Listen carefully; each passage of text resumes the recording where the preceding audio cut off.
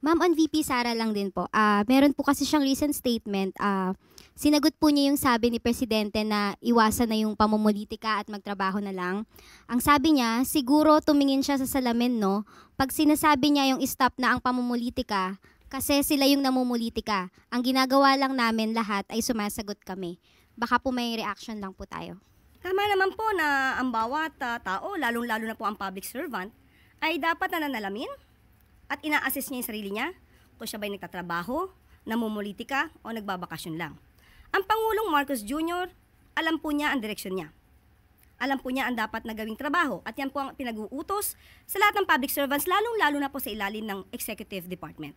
Ang utos sa amin ay magtrabaho. Iwasan ang pamumulitika. Nakita niyo naman po siguro, kanina lamang po ay pinasinayaan niya ang pagbibigay ng 387 na ambulances para sa mga LGUs natin. Nakita niyo na rin po kung paano siya tumulong na mapaunlad pa ang sektor ng agrikultura. Pati na po ang mga mangingisda ay nakikinabang sa binibigay po na tulong at ayuda ng pamahalaan ni Pangulong Marcos Jr. Hindi po nag-aaksaya ng panahon ng ating Pangulo para tumulong sa taong bayan. Trabaho lamang po talaga ang nasa isip ng ating Pangulo. Sa ngayon po ba ay nasaan si VP Sara o si Pangulong, si Vice Presidente nung yan ay sinabi niya? Nasaan po ba siya ngayon? The Hague. Okay, at ating pagkakaalam hanggang kailan po siya doon? Hanggang July 23. So, yun lamang po. Tandaan po natin, ang Pangulo po, aksyon, aksyon, hindi bakasyon. Ma'am, ang sabi niya, sumasagot lang din naman daw po siya sa mga attacks po ng Marcos admin. May dagdag po ba tayong comment doon? Siguro po, mas magandang ma-review po niya yung kanyang mga sinabi. Tandaan po natin, nung inilunsad po yung 20 pesos na bigas, yung po ba ay pag-atake sa Vice Presidente? Pero inatake niya po ang proyektong ito ng Pangulo na 20 pesos na bigas. At marami pa pong sinabi ang Vice Presidente na hindi naman po issue ng Pangulo at ng gobyerno. Thank you, ma'am. Ivy Reyes, Billionaire News Channel. Hi, Yusek. Good morning. Sa isang interview po ni Mr. Chavit Singson, sinabi niya po na parang nakalimutan na po siya ng Pangulo after the elections kahit malaki po yung tulong niya dito at that's the last time they will help Marcos po. Sa ngayon po, hindi po natin alam kung nadinig na po ng Pangulo ang mga tinuran po ni Governor Chavit Singson. Pero sa ating pagkakaalam po, ang ating Pangulo naman po ay hindi po siya nakakakalimot. At kahit siya po'y nakalimutan, hindi pa rin makakakalimot ang Pangulo. So, hindi lang po siguro sila nagkakausap or hindi po natin alam. So, hintayin na lang po natin kung ano magiging tugon ng Pangulo. Dahil kung sila naman po ay naging maganda ang pagrelasyon dati, kung meron man po, at yun naman po ang sinabi ni Governor Chavit, wala po tayong magiging negatibong tugon mula sa Pangulo. June survey of the SWS showed that majority of Filipinos, actually 42%, disagree with the impeachment complaint while of Vice President Sara Duterte, while 32% lang po ang agree. Kumpara po ito sa kanilang December survey which showed that 41% yung sumusuporta noon sa impeachment at 35% lang yung disagree. As the impeachment po is a constitutional accountability mechanism for our officials, nababahala po ba ang palasyo na mas marami ng Pilipino ang hindi sumusuporta dito sa impeachment complaint? Unang-una po, wala po at hindi po makikialam ang Pangulo at ang administrasyong ito kung magkakaroon man po ng impeachment trial o hindi. Pero sa aking pagkakaalam, noong June 2, parang lumalabas na SWS survey, 88% ang nais ng mga Pilipino na nais na humarap si Vice Presidente sa impeachment trial. Ngayon po, parang 42% ang disagreed sa impeachment complaint. Tama po ba? So parang magkaiba po yata ang gusto ng tao na dapat siyang humarap sa isang impeachment trial at 42% yung hindi sang-ayon sa impeachment complaint. But anyway, kung ano po ang sinasabi ng survey, yan po ang sentimiento ng taong bayan. So igagalang po natin yan. Ayun ma'am, to clarify, yung sinasabi niyo ma'am is a different survey. It's from Okta, 78% of... So, 88% yung SWS, June 2. 88% of the Filipino, It's a, tama ba? kita ko dito ma'am, Okta. Yung Okta is 78%. Yes. Opo. Yung SWS ng June 2. June Lumabas 2. June 2. Itong lumabas ma'am na survey, it was conducted last June. Yeah, And- pero okay, sige. Anyway, kung ano man po yung sentimiento ng taong bayan, igagalang naman po natin yan. At muli, ayaw po ng Pangulo na ipahid sa atin, sa administrasyon, yung impeachment trial. Dahil ito po ay nasa kamay na po ng mga Senado. So kung ano po ang kanilang move, no, sa impeachment trial, nasa kamay na po nila yan. Nabanggit din kasi ma'am ni VP Sara sa interview niya sa The Hague na yung resulta ng survey ay dahil siguro naiintindihan ng mga Pilipino na pure political persecution at harassment lamang ang impeachment laban sa kanya. Okay, kung yun po yung kanyang opinion, igalang po natin. Kung feeling niya po ay political persecution, but as far as the administration is concerned, wala pong political persecution na ibinabato sa Vice Presidente. Ito naman po siguro ay nakikita kung ano yung mga dokumento na naisiwalat na sa hearing at tulad nga ng sinabi natin, nung mga nakaraang buwan, katulad sa Okta Research, 78% ang sumasang-ayon na dapat humarap ang Vice Presidente sa impeachment trial.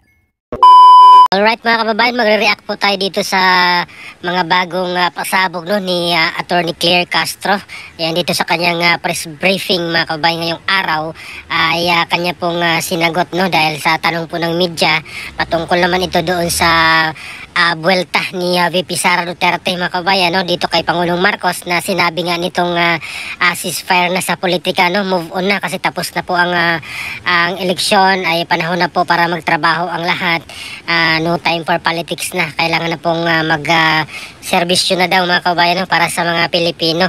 At yun nga po ang sagot ni VP na unang-una sila naman ay hindi namumulitika no, pagkat sila po ay sumasagot lamang doon sa mga banat na pamumulitika ng Administrasyong Marcos at yung ginawa po nila sa OVP ay sinasagot lang po nila yung mga banat sa kanila mga kababayan. Kaya sinabi ni VP Sara Duterte na manalamin muna no, si Pangulong Marcos dito sa kanya mga pinagsasabi na no time for politics na at kailangan ng magserbisyo, magtrabaho para sa mga taong Pilipino mga kababayan no. At sinabi nga po ni Atty. Claire na ito naman si President Marcos naman ay action daw mga kababayan, samantalang si VP Sara ay bakasyon mga kababayan no. At matanda natin na bumalik nga po itong si VP Sara doon sa The Hague mga kababayan para bisitahin muli ang kanyang tatay na nakakulong doon sa ICC detention facility. At kaya nga po no, para sa ating opinion mga kabayan, personal na pananaw, in the first place hindi naman pupunta si VP Sara Duterte sa The Hague kung hindi po nila binitbit doon si Pangulong Duterte no. So kasalanan din naman po nila yan kung hindi dahil sa kanilang pagdala kay Pangulong Duterte doon sa The Hague ay hindi sana hindi sana papunta doon si Vice President Sara Duterte pati yung kanyang pamilya mga kabayan no. At medyo mahirap nga po yung kanilang sitwasyon ngayon kasi salitan sila mga kabayan no. Mag-aapat na buwan na po si Pangulong Duterte doon sa The Hague nung binitbit nila nung March 11. So ngayong July 11 ay 4 months na si Pangulong Duterte doon sa detention facility ng ICC mga kababayan. So talagang may kasalanan din naman sila at kung ayaw nilang magbakasyon si VP Sara doon sa The Hague ay dapat hindi nila dinala doon si Pangulong Duterte mga kabayan. At marami naman po nagsabi niyan na baka aatakihin na naman si VP Sara no. Ito nga muling pagbalik niya sa The Hague para bisitahan niya kanyang tatay ay marami na namang magbabatiko sa kanyang pagpunta doon. So hanggang July 23 pa nga po ito mga kababayan no, si VP Sara doon sa The Hague, Netherlands, pero hindi pa po siya uuwi yata no, at hindi siya dadalo dito sa SONA ni Pangulong Marcos ngayong July 28 mga kababayan. At matatandaan natin mga kababayan na last year ay hindi rin po siya pumunta or dumalo doon sa SONA ni President BBM mga kababayan. So ngayong July 28, pangalawang taon na po niya na hindi dadaluhan itong SONA ni President Marcos. Ayan, last year nga trending po siya mga kababayan, yung kanyang statement, talagang ang daming bumabatingo sa kanya, yung mga galit sa kanya, yung mga kalaban sa politika ay talagang nanggalaitin nung sinabi niyang siya yung designated survivor mga kababayan. Nag-trending po yung word na designated survivor nun. Ayan, so nakakatawa, ang daming mga na-high blood sa kanya na kontra niya or mga kalaban niya sa politika, yung galit na galit sa kanya. So yun lang mga kababayan, itong muling pagbalik ni VP Sara doon sa Dahig, kasi nga po ay napabalita nga na payat na po itong si dating Pangulong Duterte, at syempre nag-worry din po itong si VP Sara mga kababayan, kaya gusto rin po niyang pumunta doon kahit papaano, gusto niya makita yung kanyang tatay na butot balat na po mga kababayan, dahil nga po dito sa pag-detine sa kanya doon sa ICC, at kahit naman siguro sa ibang pamilya or sa ibang anak mga kababayan ay talagang liliparin mo talaga doon sa Dahig, Netherlands kung mabalitaan mong yung tatay mo ay payat na mga kababayan or pumapayat na, dahil po ay unang-una yung pagkain ay hindi po siya sanay at nawawalan po siya ng appetite. Kaya sabi ni VP Sara, yun yung isa sa mga dahilan bakit po pumayat po itong si Pangulong Duterte, at siguro stress din siguro mga kabayan, although tanggap naman daw po ni Pangulong Duterte na kung yun talaga yung kapalaran niya ay tatanggapin niya, at yun nga po, may habilin na nga po siya mga kababayan, or may huling habilin na nga po siya kay VP Sara na kung halimbawa ay doon siya maabutan or mawalan ng hininga ay gusto niyang magpa-cremate na lang doon mga kababayan, at yun nga sabi ni VP Sara, ayaw niya ng cremation, against po siya sa cremation, kaya gusto niyang iuwi itong si Pangulong Duterte if ever na may mangyaring masama sa kanya mga kababayan doon sa Dahig, Netherlands, at gusto niyang itabi ito doon sa puntod ng kanyang mga magulang mga kababayan doon sa Davao City. Although medyo masakit yun mga kababayan, at pilit lang sigurong pinilit ni VP Sara na hindi siya masyadong mahalata na nasasaktan siya. Kaya sa mga kontra at galit na galit kay VP Sara dito sa kanyang muling pagbalik doon sa Dahig ay in the first place, kung hindi nila dinala or hindi nila binitbit, pinalipad si Pangulong Duterte doon sa Dahig, ay hindi naman pupunta doon si VP Sara. Kaya itong si Auntie Claire ay diin na diin yung kanyang salita mga kababayan, na action daw si Pangulong Marcos, at itong si VP Sara ay bakasyon lang daw mga kababayan. At ngayong araw ay meron pong bagong itinalaga mga kababayan, si VP Sara or itong Office of the Vice President, meron na po silang official na spokesperson sa pangalan ni Attorney Ruth B. Castelo.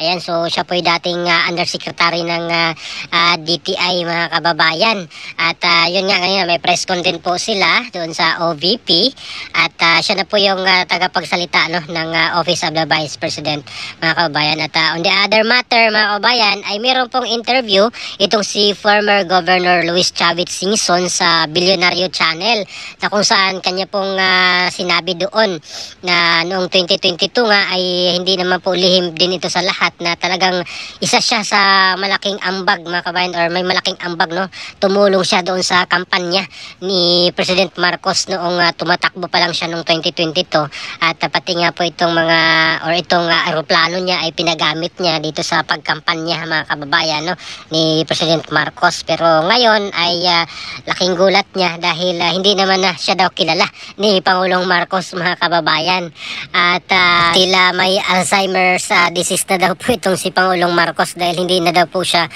kilala mga kababayan, or hindi na daw po siya kinausap nitong ni former Governor Luis Chavit Singson. At sinabi niya na kung halimbawa tatakbo si VP Sara ay talagang susuportahan niya mga kababayan, at hindi na po siya susuportahan dito sa mga Marcos. Ayan, so ngayong 2028 pag tatakbo po si VP Sara ay sure na po itong si Governor Luis Chavit Singson na